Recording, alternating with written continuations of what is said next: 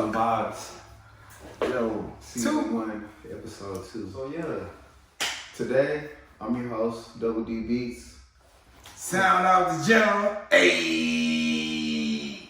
And I'll let Marcus introduce our guest on episode 2 today. Alright, so I'm introducing my brother. Boss, entrepreneur, rap artist, hip hop artist, Pat B the Truth. I appreciate that, bro. That's very sentimental. Thank you. No, we're gonna put some sound effects in there too. Yeah, man. He just dropped his album Multiverse. Oh yeah. Which is doing crazy numbers at the moment. Stream that on all platforms. Yeah. Even down to the artwork, he took his time. Like it's very, very intricate. Like, Shout out to Kush Gang Jose for the artwork, and PKG, he really did his thing. The artwork was fire. yeah, I like how you made a literal universe for each of the topics of the songs. Like it's really dope. Y'all should check it out. That's what it's all about. Yeah, so in this episode of Feelin Vibez, we wanted to talk about the local bias, bogus criteria that they have for local artists that they don't have for other artists. And not even necessarily in just our own state, but you know, we had a discussion earlier, like this applies probably globally. Like Pat was saying earlier, this probably applies to how every artist feels in their individual region, that they have a problem with the way the local scene operates. It's tough. No matter where you're from, when you're a local artist starting out, it always feels like there's some rules that you have to play by that other people don't. It makes it harder for you to get in. You got to find who the gatekeepers are, break down the gates. It's a tough situation for every local artist out here. It's very tough, and what's crazy about it is just, you know, for a moment talking about the scene in our region, in our town, it's a lot of dishonesty. You know, a lot of people, they're fans of your Drakes, your Kendricks, your Coles, your Nickis, your Cardi B's, but then the local artists, they don't want to give that same love. Like they'll tell you, oh, you should share more, or you should promote more, or you should do this and you should do that. But at the same time, won't come pull up to your show, won't buy a ticket, won't, you know what I'm saying, won't stream your album, but they telling you to come support them. I mean, everybody is willing to ride that wagon when it's kind of coasting, you know, when it's downhill, but when you got to push up to get that momentum, nobody wants to be the person who's pushing that. You know, sometimes people will find out something that's nice and they don't even want it to blow. Like they feel like, you know, I was on it first. They don't even want to. It's weird. Some people are like, oh, you just now listening to them. I've been on. Like, that's crazy to me. I always wanted people to, you know, whatever I like, I love it when it's getting attention, but that's not how everything goes. You know, there's a lot of people out here who fake the funk on that too, you know, claiming that they want this or that for groups of people and they don't. You know, those motives be real ulterior, you know what I mean? Right. And like just as simply as how people share things that they like. Yeah. Like you like something, so you're gonna share it. If it's a song that you heard on a video in the back of a TikTok, you're gonna share it. Like you're actively promoting it naturally. Yeah. You don't even think about it because it's something you like. I think as far as the criteria, it's like people put an extra, because I know this, because this is familiar to me, I have to judge it differently. And that's kind of strange. Go ahead, bro. I got mine.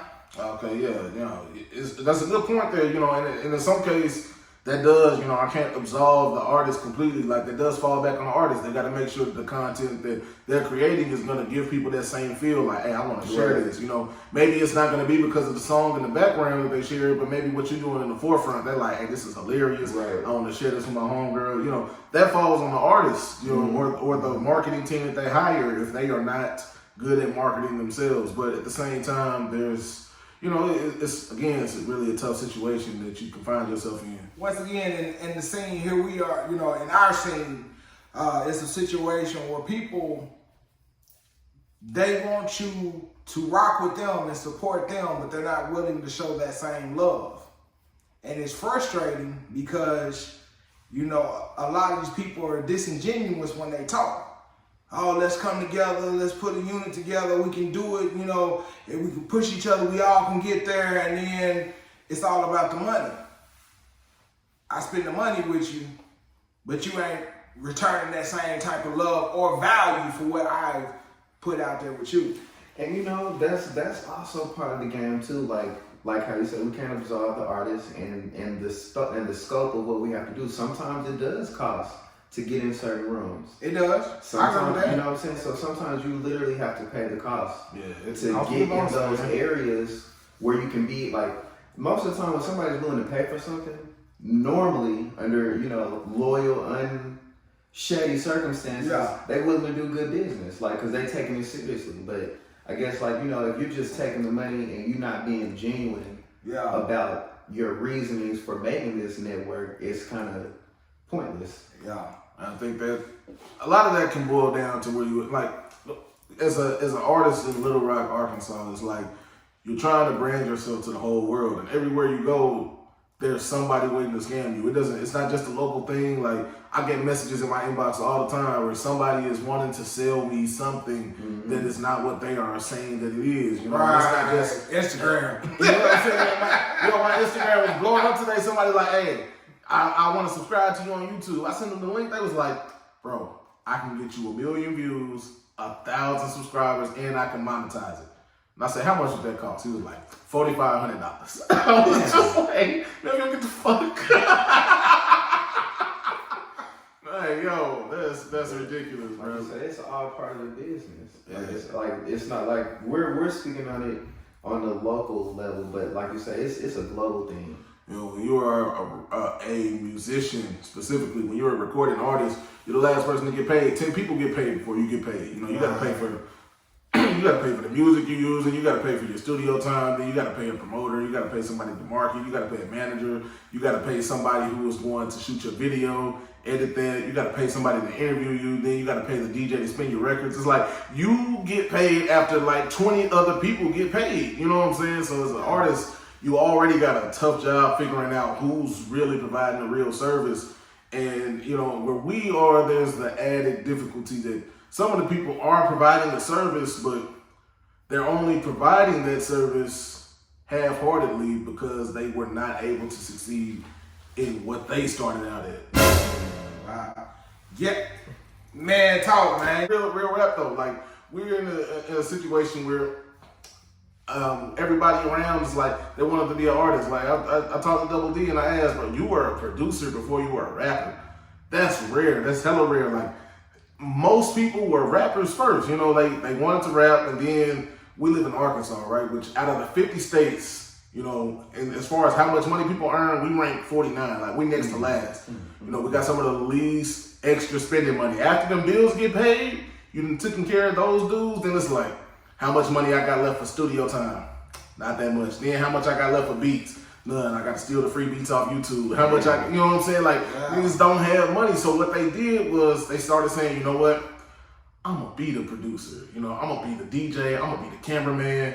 And so they started to learn those skills because they figured if I can't pay somebody else to do it, I can learn to do it myself. And then when they found that they could make money doing it because everybody else still needed those people, they started to take advantage of that, you know. And their favorite way to market it is for the love. You know, it's for the state, it's for the city, it's bringing people together. We finna click up. That's the favorite. That's the favorite way to brand it. Because, nah. You know, but that's what we need. It's like, as an artist, when you coming up, you feel like, damn, yeah, that's what I need, bro. I need some love. That's what you're starving for. You know what I'm saying? You're in a local situation where you feel like nobody wants to show you love. So when somebody else is promoting a service that you need and saying it's all for the love, you want to buy into that. You want to believe, you gravitate to that. You want to believe that's real. Then, you know, you can go do an interview or, you know, get your video shoot or whatever and see that you can see the engineer taking a nap during your studio session. Man. You know what I'm saying? Like, I had an experience with that, man. Like, and it's since we're keeping it on the local scene, I had an experience with that. I went to a studio. I won't even say where. But I felt like the engineer just really didn't give a fuck. Like, he honestly, like, he just had other shit going on. Like, he was on his phone. Like, you know, when you're in the studio, you're trying to talk back and forth with the engineer. He was having to say, too many times for me. Exactly. Like, you know, if we can't even get on the level, this feels like one of those ingenuine things where you just provide the service. Making some money. You know what I'm saying? But also, as an engineer, producer, artist, I understand there's 3 different hats. So maybe sometimes as engineer, I'm not trying to produce every person that comes in here because that's a different service. You know what I'm saying? So I also understand that aspect of it too from the work perspective, but you know, it happens. Even if you come in as a professional, it's like your professionalism is not even respected. Yeah. And see, that's the problem though. If it's gonna be disingenuous, be upfront with it. This is about a service. I provide you this service. This is what I'm gonna offer you, and that's it. Yeah, you don't have to. You know what I'm saying? You ain't gotta say for the Yeah. love, and you know what I mean? Because I had one time locally, you know, a producer gave us a beat, said rap to the beat. Yeah. Once they gave us the beat, took it and sold it. Yeah, I had that happen to me a couple times. Like for real, like you know what I mean? Like if it's about the love, then where is that? Where they ain't no love in there. I mean, it's in love for somebody else, you know. Yeah, They sell the beats, so they love that nigga. Yeah. It's love now. It's love for them pockets. That's what it is.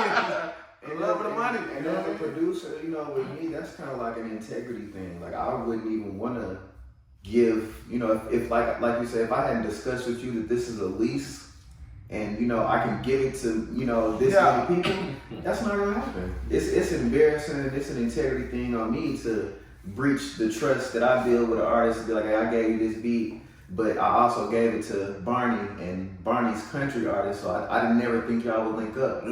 You know what I'm saying?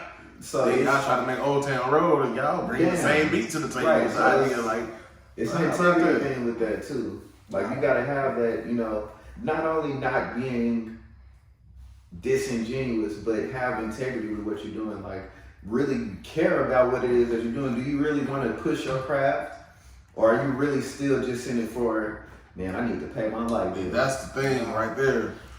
You do still need to pay your light bill. Don't get the passion confused for necessity and responsibility. Sure. But it's still, you know, like you said, don't bring the love and this is for the culture to the table if you know that this is really to put food on the table. Yeah. No, if it's straight your literally for that. attention. Yeah, and I mean, and how would you even want somebody to do that? Like if y'all was working with, what would y'all want them to do? Like, Man, just what it is. Like, you know, hey, this is what I provide. You get XYZ for XY dollars. This is that. Don't expect no more. Don't expect no less. This is what you're gonna get.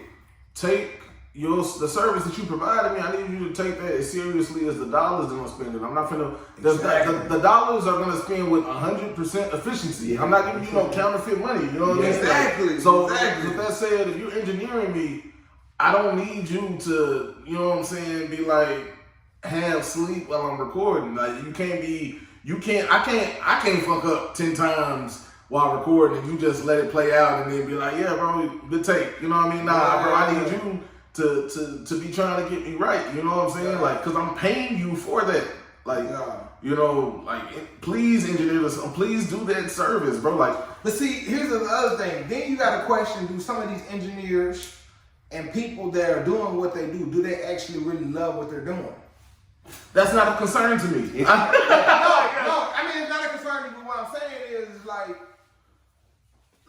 all right, so shout out to Beezy. I recorded with Beezy yesterday, right? And I could tell, Killer Flows, yeah, music group, yeah. Shout out to my nigga Sleepy too, while we at it. Block Messiah ENT, you know what I'm saying? Yeah. But I could tell as he's engineering, he loves what he does. He loves, you know what I'm saying? Hey, nah, bro, you might want to retake that. You might, you know, like, there's some solid, genuine interest. I want this shit to sound good. Yeah, like, where's the pride at? Where's the pride in what you do? Hey, these niggas didn't grow up with Simba. I'm one of those artists. I'm one of those artists who like came up. You know, I'm rapping and I'm trying to rap all the time. You know, I invest in some studio equipment, like, cause I can't afford to keep paying to go to the studio. And then I'm like, I want to learn how to engineer. You know, and it gets to the point where I'm like, now I find myself without a job. Man, I still gotta, you know what I'm saying? I gotta put food on the table. I gotta pay bills. Let me open up a studio, man. Now I'm charging by the hour for. I've been that guy, so I understand the position that other people are in when they turn to that. But at the same time, I never claimed to be the greatest engineer in the world. I didn't charge head busting prices. But anybody who came to record with me, you know, they were gonna know that I was putting effort into what I was doing for them. You know what I'm saying? Like, I'm not going to let you. I'm going to try and, you know, help you tweak the flow on something if it ain't right. I'm gonna make sure all those nasty breaths get taken out when I'm mixing your tracks. I'm not right, man. You know man. what I'm saying? Some of these niggas be sounding like they come to me and they're like, "Bro, you taking that breath out?" Thank you, bro, because I sounded like I was having an asthma attack. What's the name, bro? I'm knowing it. They like, nah, but I saw him taking the breaths out for somebody. They just didn't want to do it for me. I'm like, damn, that's crazy. Like, I'm trying to provide everybody the same type of, you know, effort that I would want put into my own music, whether I'm the greatest trained engineer or not. You know what I'm saying? And that's not because I love engineering, nigga. I did that for the money, but at the same time, I respect you as an artist spending your time with me. You know what I mean? If I was gonna interview you, I'm gonna do my research so that I have, you know what I'm doing? Homework, bro. I'm going to know about your project, and I'm going to ask you I might ask you some questions that I already know the answer to, because I feel like you can give an interesting answer to the audience that I'm going to push your information to. You know what I mean? Like, that's rare. You know, but that's what I'm going to do if I'm interviewing you. You know what I mean? Right. And we see those things like on the major global levels. We see the Breakfast Clubs and Hot 97s where they know so much about these artists before they get there, and they can question about these. The Nardwars, you know what I'm saying? That's probably, if y'all have never seen the Nardwar interview, please Google it. YouTube people, please Google a Nardwar interview of any artist that you like. He literally goes so deep on them, they'd be surprised and pause. They'd be so surprised about the stuff he knows. They'd be so like he like blows their mind with the, you know, detailed, intricate background information that he has on them about their hobbies and interests, who they grew up around. Like that's as genuine as you can get. I would want to do that if I was interviewing people. Now I ain't trying to be like Vlad, you know what I'm saying, like getting niggas indicted and shit. But I do want to, you know, I want to really be giving some real information. And I want you to, I would want it to feel like, you know, one thing I will say, artists, major artists, when they go on an interview, it's like they don't just go on an interview. They don't get blindsided in most of the interviews. There's, before they even get to the platform, it's kind of already like stated. Yeah, it's scripted what they can and cannot be asked about, you know. So that would be fine with me too. You know, if there's something that's off limits, I can make sure not to bring it up. But at the same time, it's like, I just seen some people, they don't really care at all when they doing that, you know what I'm saying? And that's like, I could have been somewhere else for that. I experienced an interview like that recently where I'm asking all kind of questions, you know, to my co-host, like, well, what about this? Are they gonna ask this? What kind of this? And they really didn't provide much information, like detailed research. I'm actually on the podcast surprised the nigga that I produced for. Like he don't even know that I've made songs for him. It's you rapped on one of podcast. You rapped on one of my beats before. That was you? Yeah, bro. Like, come on, man. We out of touch. Stop playing with me. Something's going on. Foot on the gas when we move out here. If they ask who the truth out here, tell them better stop playing. Find some. What it is that is defining about the Arkansas sound that we need to start bringing to the forefront, or what any artist needs to do to define their sound. Ooh, that's a tough one. That's a tough one. Well, outside, you know, Pat gave a good liaison, finding a producer. So it's definitely going to be, you know, in most places where you have a distinguished sound, you got a flagship producer. Like you're going to have somebody who has a particular sound that they like. You know what I'm saying? Like here, we might have producers that do a bunch of different sounds. Like they're trying to show that they are versatile, they can do anything, so they don't have beats that just sound one way. And that's kind of characteristic to Arkansas artists too. You hear Arkansas artists that sound like the surrounding areas. So they may sound like Memphis or Texas, you know, they may sound like Louisiana, Mississippi. You know, we could sound like any of those things that border us, or Georgia or whatever. You know, we're taking those styles, emulating them, innovating them or whatever, but there's not one signature sound that we have. And our producers are the same way. You know, they listen to this here and there. They got different backgrounds that blend into their beats. So since they don't have one signature sound, there isn't a flagship producer. There's nobody who, the best you can do is go to a producer who has a name that is popular amongst other artists. You know what I'm saying? That's where you get your KVs, your Don Keys, your Don Dash beats. You You know what I'm saying? You're gonna get those people. You know, how D Black do that. You're gonna get those people who became popular, and you want their name, you want that tag. You know what I'm saying? But you don't know what sound you're gonna get from them though.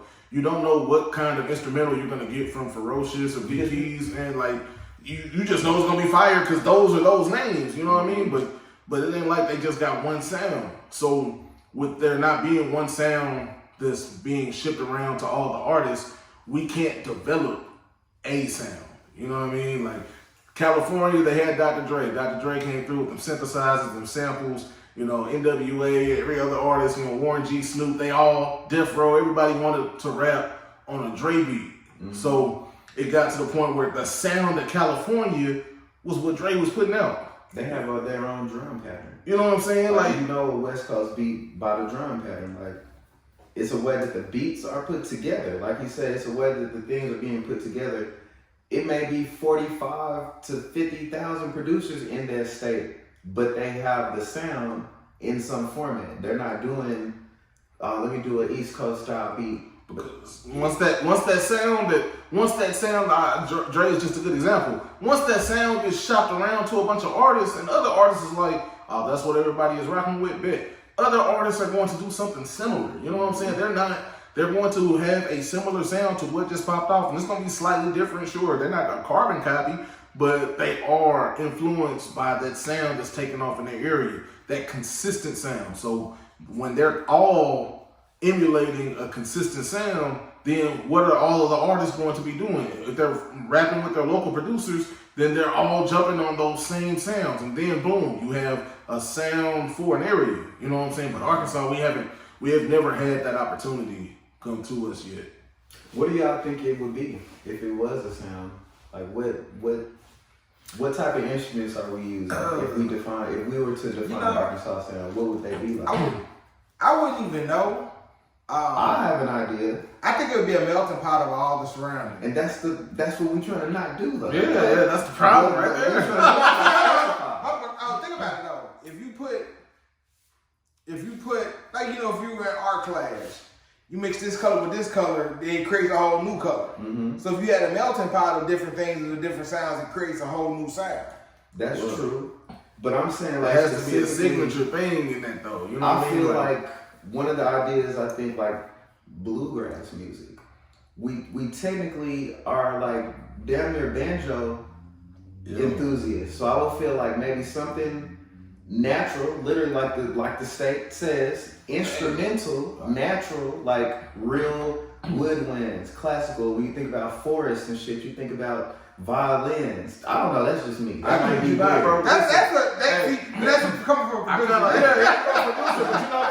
you know that actually reminds me of a funny story, bro. Like when I learned what bluegrass music was, man, I was at a summer camp, bro. Shout out to Joseph Pfeiffer Camp if y'all have never been there or heard of that. You know, we went to some place. To this day, I never learned what the town was called, but I call it Old Timey Arkansas, bro. We stepped off a bus. The sky was orange. It looked like we had went back in time. You ever seen one of them photos? Like where you got the dim color photos or something. Bro, that's what it was like in real life when we got off the bus. Like, you know what I'm saying? Like we walked into a shop where people were hand making ice cream sodas, and like we had bought like 20 of them. And but we went to this buffet for dinner, right? And I'm talking about this buffet. It was like it consisted of spaghetti, chicken tenders, corn, salad, brownies, and lemonade. And that was the buffet options. That was it. Had to be fire because you remembered all of it. Bro, that was it. I've never seen a buffet where there were 6 fucking items. But look, bro. What was funny, the reason I remember it so clearly is because this little kid, I was a counselor in training, right? And this kid walked up to me, he was like, "Hey, Mr. Patrick," he showed me his plate, he said, "What'd you get?" It was the same shit. It's like, this is all that could be.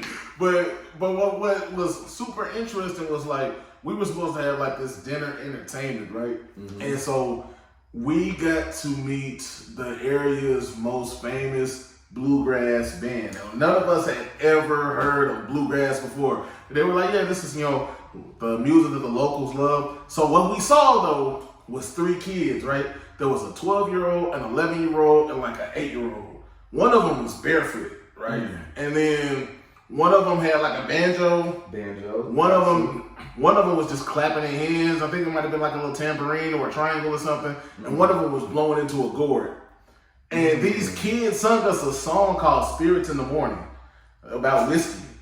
Like, you know what I'm saying? Like, and that was what they did, and they got me killed tonight. Like that's what I really feel like that might be the sound, and we might be getting away from it doing the melting pot shit. Like we literally have shit probably here that we could sample of our own. They probably could sample. They could probably make some bangers sample in there. Out of band, who using banjos? Bro, who's using banjos? You know what? I'm using banjos. Hey yo, you got it? Let's get it. Listen, I'm using banjos. I'll buy a beat, bro. Let's get it. We're gonna create artists on banjos. Damn, somebody getting cash apps and shit. You already know what it is, bro. When there's money on the table, we already got investors. Let's get it. Let's get it. That was your move? Yeah. That was bullshit. Yeah. Hey, But the yeah, general. I definitely feel like, since, earlier we was talking about the location of Arkansas, so, it's southern, but it's somewhat Midwest. It's kind of like, like you said, they're melting pot. We got a lot of South on our, bottom and left half, and a little bit Midwest up top. So I feel like, maybe some slow, maybe medium tempo music, medium to faster tempo. Maybe I don't think tempo is something regional. Yeah, we're just gonna work with the banjo for now. Like, if we get a banjo and a piano, man, you got like let's think about Al Green. Al Green. I was just gonna say that, but so like some blues in there. Yeah. Into the sound. You know what I mean? Like, because this state is really like it's a pain state. Yeah, there's a lot of slavery and shit that went on. Slavery. Why? Man, I got about slavery. Shout out to the right now, man. That's what. You know what I mean? And there was a lot that went on here, man. Shout out to David O'Donnell getting home. It should be more of our culture in the music. Like I think that's an Arkansas culture. Not when he says our culture, he does not mean black culture. He means Arkansas culture. Yes, specifically your region. That's crazy when we're talking about hip hop, though. Like, would and that might be an answer, and I know nobody's thought of it though. Think about it, man. When you think of hip hop, you think about the origins of it, and it started with, black people, you know what I mean? So when you think about that, even though white people have always been in hip hop ever since the beginning, I don't care what anybody says, they've always been a part of it, but black people started it, you know what I'm saying? Like basically every genre of music. But one of the reasons that we don't have an Arkansas sound might really be that this is a Confederate state and nobody's like, man, what do they don't want to support it. Not like saying I was in, but that could be the flip though. No, but that's what I'm saying. I'm from this slavery state. No. I'm not saying that I'm not saying you're from slavery, but it's like just the idea that the music that is enjoyed is not typically just the black music. So we didn't look, you know what I'm saying? We didn't look to, like, nobody looked to bluegrass and was like, how do I sample this for my hip hop needs? Like, cause we just look to black people shit. Like, bro, you know what I'm saying? Like I said, bro, we bumping Al Green. You know what I'm saying? We listening to art, bro. When you think about like how many? Come on, man. Hey, man, that really might be the answer, bro. You might have just cracked the code, man. Like, look. Y'all saw it here first. Yeah, we just had to talk it out first. Y'all saw it here first. I'm feeling bad. That's a great answer right there. Hey. Get on them banjos ASAP. ASAP, right? But like as far as I need a nigga blowing in the gourd tomorrow. A harmonica. Yeah. All this shit is stuff like natural, and like I feel like we gotta incorporate most of this stuff in here, man. Like we growing natural vegetables. You know what I'm saying? We got that stuff here. We got diamonds in the ground. Like it's like we ain't doing it right. How much is the state right there? You know what I'm saying? We're not doing it enough justice, man. Like we'll let other people convince us that it's like some bullshit. Y'all talk for a half hour. Y'all some full-fledged journalists. Hey man, I'm actually excited about that you brought up bluegrass music, bro. That is crazy. That is something that could genuinely be sampled and be the Arkansas sound. Yeah. Like we can still add the white people could get you can add trap to anything, bro. Trap originated in the church. Like trap music started from church. You know what I'm saying? Like Zaytoven was in a church, bro. He learned to play orchestral instruments at church, and you know he was just always into doing that. You know, and he spoke on it in an interview once where he was kind of talking about how like he didn't cuss or anything. Like Zaytoven didn't cuss, he didn't smoke, he didn't drink. You know, he would hang with Gucci and them because everybody was coming to record, and his wires, his setup was messed up. You know, he didn't have the polished sound like T.I. and Jeezy, but what Gucci and niggas like him were coming through, you know what I'm saying? And they liked how his sound was when it was kind of messed up, but he could play the piano. His church background actually was the you know the ground for trap music. Yeah, so it was slick soulful. Yeah, it was soulful. Slickly, like it's and Gucci used to love it. Like Gucci was, you know, he's sipping syrup and he's selling drugs, doing drugs, sipping syrup. And he taking Zaytoven around, and this is my partner Zaytoven, man. He go to church, he don't cuss, he don't drink. Like he impressed by it. Yo, yeah, man.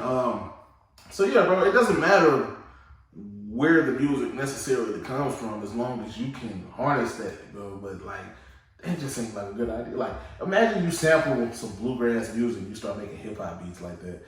And white people from all over Arkansas like, you know what, I really like that nigga's not too bad, that Double D nigga. Like, what the hard ER, bro? That nigga's that. And this is a real question. As an artist, when you say nigga in your music and you go to your concerts, how do you feel about them saying it back to you? The whole crowd. Are they included? They rapping my song? Yeah. Hey man, keep doing what you're doing, man. Rap them lyrics, bro. Now I can't absolve them from anybody else's feelings about it. But me personally, I'm not mad. What about you, SoundOff? To me, it's just a word. It's just a word. And my other thing about it is, it's a word that as a generation or a people, we give too much power to.